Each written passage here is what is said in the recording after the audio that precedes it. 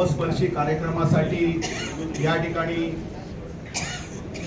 उपस्थित आपल्या शहराचे प्रथम नागरिक सन्माननीय महापौर राजीवजी पाटील, सत्कार मूर्ती आणि आमच्या या पश्चिम पट्ट्यामध्ये गावामध्ये लहानाचा मोठा झालेला, क्रिकेट खेळताना अनेक वेळेला पाहिलेला आणि आज ज्याचं नाव संपूर्ण भारतभर आणि जगामध्ये गाजते असा अंडर 19चा कर्णधार आयुष म्हात्रे, आयुषचे वडील आणि माझे मित्र योगेश म्हात्रे, मंचावरील सर्व सन्माननीय आणि सभागृहात उपस्थित असलेले सर्व सन्माननीय लोकप्रतिनिधी, नागरिक आणि पत्रकार बंधूंनो, आपल्या वसईकरांसाठी एक अभिमानाचा मानबिंदू म्हणून आपण आयुष म्हात्रेकडे बघतो.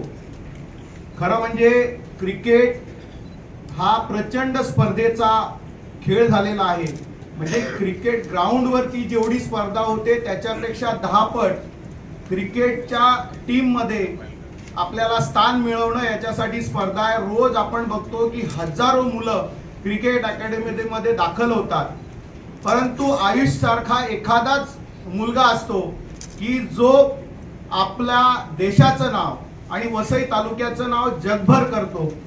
मी लहानपणापासून बघतोय, वयाच्या 4थ्या वर्षीपासून त्याचे मामाकडचे आजोबा हे त्याला ट्रेनमध्ये, म्हणजे आपल्या वसई विरारची ट्रेन, त्यामध्ये असलेली गर्दी, त्यामध्ये असलेला एक छोटा मुलगा एवढी मोठी जड बॅग ही घेऊन प्रवास करतो त्याच्यासाठी. म्हणजे त्या वयाची इतर मुलं इकडे अल्लडपणे खेळत असतात किंवा वेगवेगळी खेळणी मागत असतात. अशा वेळेला एखादा 4 वर्षाचा मुलगा क्रिकेटची बॅट मागतो, बॉल मागतो आणि याच्या मागे म्हणजे खरं म्हणजे आयुषच्या वडिलांचं जे पॅशन आहे ते क्रिकेट आहे. कारण आयुषचे वडील हे चांगले क्रिकेटपटू होते या टेनिस मधले, आणि त्यामुळे त्याचे वडिलांचा सातत्याने लक्ष होतं आयुषकडे की हा मुलगा चांगलं क्रिकेट खेळेल.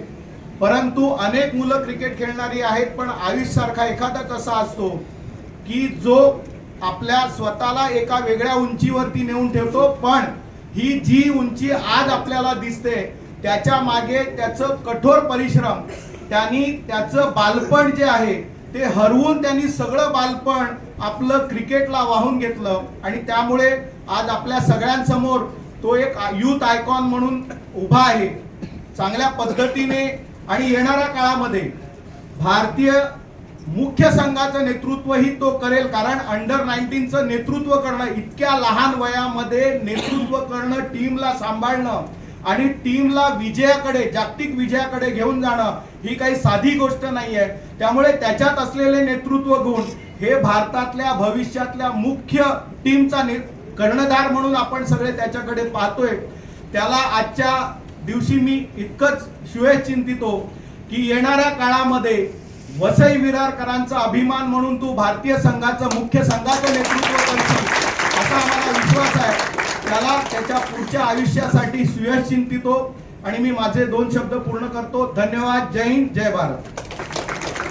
पुढील व्हिडिओ पाहण्यासाठी प्रभात समाचार YouTube चॅनलला सबस्क्राइब करा.